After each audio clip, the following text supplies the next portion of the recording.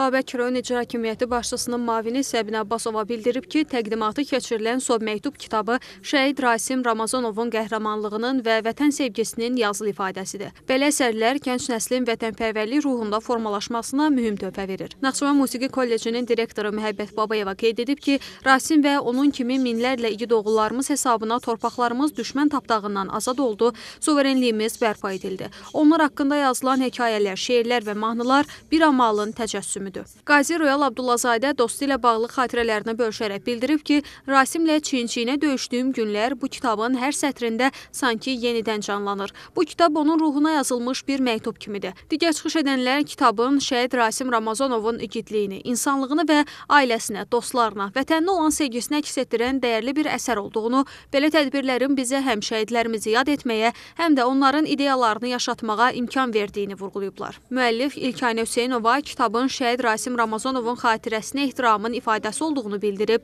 tədbirin təşkilinə görə təşəkkür edib.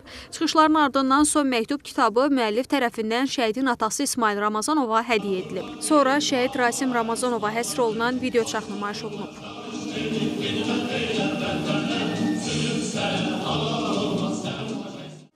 Tədbir bədii hissə ilə davam edib.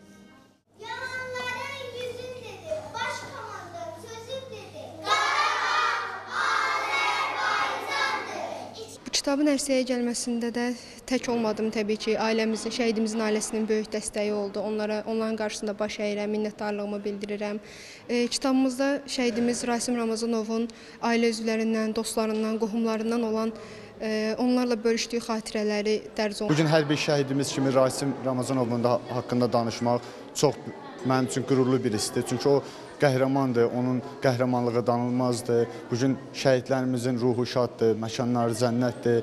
Bugün şükürlər olsun ki, Ali Baş Komandanımızın siyasəti nəticəsində Qarabağ azaddır və bütöv bir Azərbaycanda yaşayırıq. Tərlan İbrahimova, Cəmil Məhərrəmov, NTV Xəbər.